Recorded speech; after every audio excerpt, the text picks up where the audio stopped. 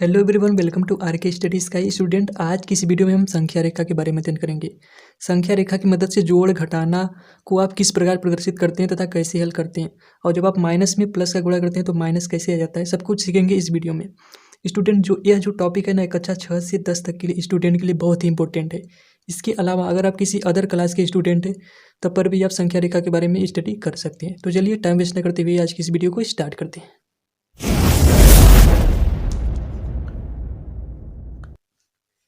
तो सबसे पहले समझते हैं कि संख्या रेखा होती क्या है, इसकी परिभाषा आप कैसे लिखेंगे। तो संख्या रेखा हेडिंग लगाइए कि किसी तल पर क्षैतिज या ऊर्ध्वाधर। अब ये क्षैतिज या ऊर्ध्वाधर क्या होती है? क्षैतिज का मतलब जो लेटा हुआ हो, ऊर्ध्वाधर मतलब जो सिर्फ लंबवत हो, खड़ी हुई हो, खींची गई ऐसी सीधी रेखा जिस पर शून्य सहित सभी पूर्णांक दर्शाए गए हों, संख्या रेखा कहलाती है। अब ये पूर्ण पूर्णांक क्या होते हैं, इस पर भी हमने वीडियो लेक्चर बना दिया, जिसकी लिंक इस वीडियो के डिस्क्रिप्शन में मिल जाएगी। तो यहाँ पर आप देख सकते हैं कि एक ऐसी हमने सीधी रेखा खींच दी, जैसा कि यहाँ पर लिखा गया क्षैतिज या ऊर्ध्वाधर खींची गई सीधी रेखा। तो यहाँ पर हमने एक क्षैतिज रेखा खींच दिया है और इस पर शून्य सहित सभी पूर्णांकों को हमने दर्शा दिया है। तो यह क्या क्या कहलाएगी? एक संख्या रेखा कहलाएगी। लेकिन कौन सा? यह लेटी हुई है तो क्षैतिज संख्या रेखा। ठीक, और ठीक बगल में इसके देखिए हमने एक खड़ी सीधी लाइन खींच दी है और इस पर भी शून्य सहित सभी अंक को दर्शा दिया है। तो यह ऊर्ध्वाधर क्षैतिज रेखा कहलाएगी। अब यहाँ पर समझने वाली बात यह है कि ये जो शून्य होता है ना, शून्य को आप मूल बिंदु भी बोलते हैं। शून्य हमने आपको पूर्णांक की वीडियो लेक्चर में बताया है कि शून्य न तो धनात्मक होता है और न ही ऋणात्मक होता है, या उदासीन होता है। तो इसको आप मूल बिंदु बोलेंगे यहाँ पे। और शून्य से जब आप दाहिनी तरफ चलेंगे ना, संख्या रेखा में दाहिनी तरफ, कौन सी संख्या रेखा में? क्षैतिज संख्या रेखा में। याद रखिए, क्षैतिज संख्या रेखा में जब आप दाहिनी तरफ चलेंगे तो सभी धन पूर्णांक आएंगे। पॉजिटिव हमने लिखा है, पॉजिटिव मतलब धनात्मक पूर्णांक। और इसी अगर आप बाईं ओर चलेंगे ना तो सभी निगेटिव पूर्णांक आएंगे, यानी ऋणात्मक पूर्णांक। अब यही बात करें ऊर्ध्वाधर संख्या रेखा की, तो मूल बिंदु यहाँ होता है, जिसको आप शून्य भी बोलते हो। तो अगर इससे आप नीचे आएंगे डाउनवर्ड डायरेक्शन में, यानी नीचे, शून्य से आप नीचे की तरफ बढ़ेंगे तो यहाँ पर ऋणात्मक पूर्णांक की तरफ बढ़ेंगे। ठीक, और शून्य से जब आप ऊपर जाएंगे तो यहाँ पर सभी धनात्मक पूर्णांक आएंगे, जिसको आप पॉजिटिव पूर्णांक भी बोलते हैं। आशा करता हूँ कि आप संख्या रेखा के बारे में अच्छी तरह से जान चुके होंगे। संख्या रेखा क्या होती है? एक सीधी रेखा होती है जिस पर शून्य सहित सभी पूर्णांक दर्शाए जाते हैं। सभी धनात्मक होते हैं, सभी ऋणात्मक होते हैं, और इसे अनंत तक ले जाया जा सकता है। इसलिए मैंने इधर दोनों तरफ एरो लगा दिया है। ठीक, अब समझते हैं कि संख्या रेखा की मदद से आप जोड़ और घटाना कैसे करते हैं। पर उससे पहले साइन कन्वेंशन समझना बहुत जरूरी होता है।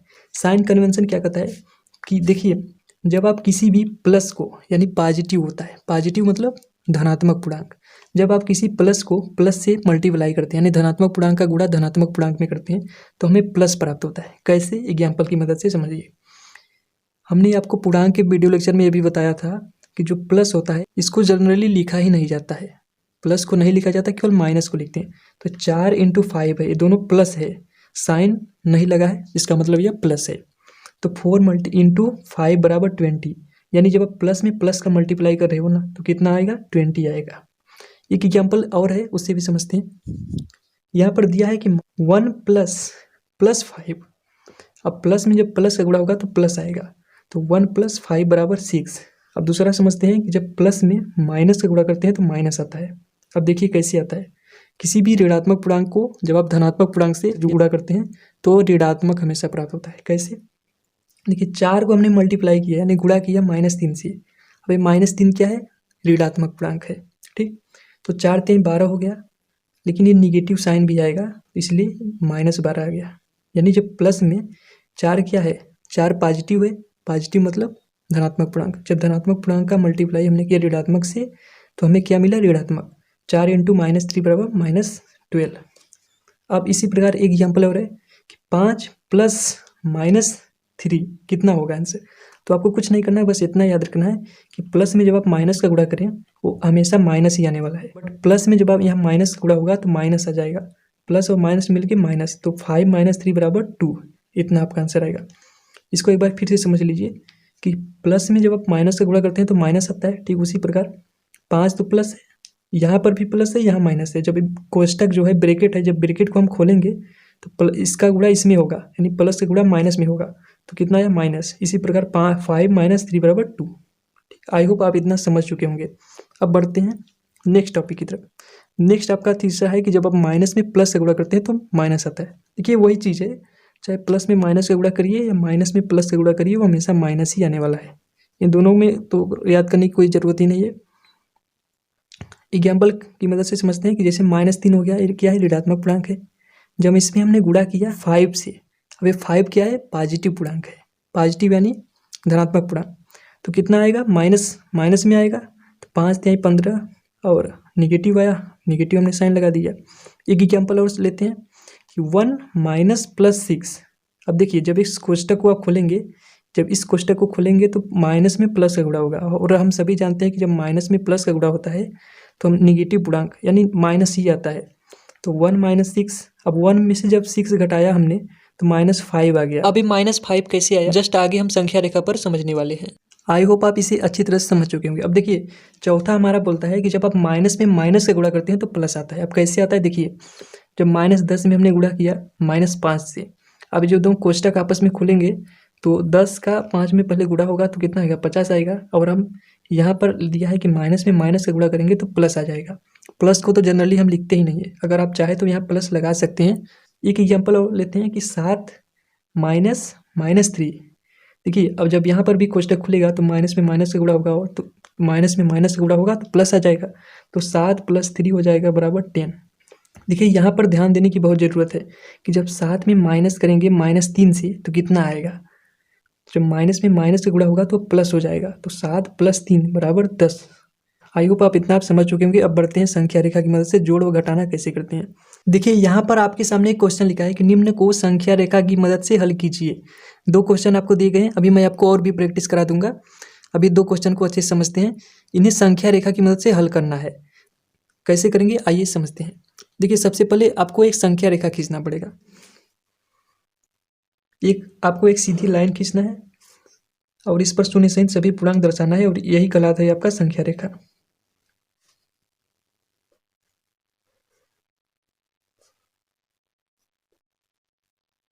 कि यहाँ पर हमने संख्या रेखा खींच लिया है। अब बोल रहा है 1 + 5 कितना आएगा। देखिए, हम पहले पढ़ चुके हैं कि जब आप प्लस में प्लस का गुणा करते हैं, अभी जस्ट हमने पीछे पढ़ा है कि जब प्लस में प्लस का गुणा करेंगे तो प्लस आएगा। तो इसको आप इतना लिख सकते हैं कि 1 + 5। अब 1 + 5 कैसे आया, हमने इस प्लस का इस प्लस में गुणा कर दिया। जब इस कोष्टक को आप हटाएंगे तो इस प्लस का इस प्लस में गुणा हो जाएगा, तो कितना आएगा, सॉरी प्लस आएगा। तो 1 + 5 ये बराबर 6 आता है। अब कैसे आता है आप समझिए। अभी आप भूल जाइए कि 1 + 5 बराबर 6 आता है। अब पहले आप इस 6 को अभी भूल जाइए। अब आपको क्या करना है, अगर आपको इसकी हल को यानी इसकी आंसर को संख्या रेखा पे दर्शाना है तो सबसे पहले आप शून्य से स्टार्ट करेंगे। सबसे पहले क्या है, 1 है। 1 किस में है, याद रखिए, 1 पॉजिटिव में है, निगेटिव में नहीं है, क्योंकि इसके सामने कोई साइन नहीं लगा है। कोई साइन नहीं लगा है, इसका मतलब वह धनात्मक पूर्णांक है यानी पॉजिटिव है। तो सबसे पहले आप शून्य से स्टार्ट करेंगे, और 1 खाने हमने आपको पहले बताया था कि जब पॉजिटिव में हो तो उसे शून्य से दाहिनी तरफ चलते हैं, अब जब निगेटिव हो तो शून्य से बाईं ओर चलते हैं। तो दाहिनी ओर चलेंगे 1 खाने, क्योंकि यहाँ पे 1 है। तो जब हम दाहिनी ओर 1 खाने चलेंगे तो यहाँ पहुँचेंगे। देखिए, शून्य से हमने दाहिनी ओर 1 खाने चले तो हम 1 पर पहुँच गए। ठीक, अब देखिए, अब फिर 5 लिखा है। अब आपको क्या करना है, इस 1 से इस खाने से यानी 1 वाले खाने से आपको 5 खाने और दाहिनी तरफ चलने हैं। यदि यहाँ पे -5 होता तो आपको 5 खाने यहाँ से इधर चलने होते, लेकिन यहाँ से आपको इधर चलना है। क्यों, क्योंकि यहाँ पे पॉजिटिव साइन लगा है। तो चलिए चलते हैं 5 खाने आगे। देखिए, 1 2 3 4 5, जब 5 खाने हम चलते हैं तो हम पहुँचते हैं 6 वाले पॉइंट पे। आपको इस तरह से एरो लगा देना है आप, ताकि पता चले कि आप किधर जा रहे हैं। सबसे पहले हमने क्या किया, शून्य से चले 1 खाने, क्योंकि यहाँ पे 1 था। अब 1 से 5 खाने हमने दाहिनी ओर और चले, क्यों, क्योंकि यहाँ पर पॉजिटिव साइन था। तो हम पहुँच गए 6 पे, और यही 6 हो जाता है हमारे इसका आंसर। आप कुछ इस प्रकार से दर्शा सकते हैं। तो 1 + 5 ही लिख देता हूँ, बराबर 6, ये हो जाता है आपका राइट आंसर। आई होप आप इतना समझ चुके होंगे कि 1 + 5 बराबर 6 कैसे आया। ठीक, अब बढ़ते हैं 1 - 6, 1 - +6 का इसका आंसर किस प्रकार से लाते हैं। तो देखिए, हमने अभी जस्ट पढ़ा कि जब आप माइनस में प्लस का गुणा करेंगे तो हमेशा माइनस ही आएगा। तो 1 - 6 हम इसको इस प्रकार लिख सकते हैं। देखिए, इतना करने के बाद आपको फिर से एक संख्या रेखा अपनाना है। अब देखिए, सबसे पहले हम 0 पे आएंगे। 0 क्या है? हमारा मूल बिंदु है, जिसको आप होम भी बोल सकते हो। तो शून्य से पहले हमको चलना है दाईं ओर। कितने खाने? 1 खाने। दाईं ओर क्यों?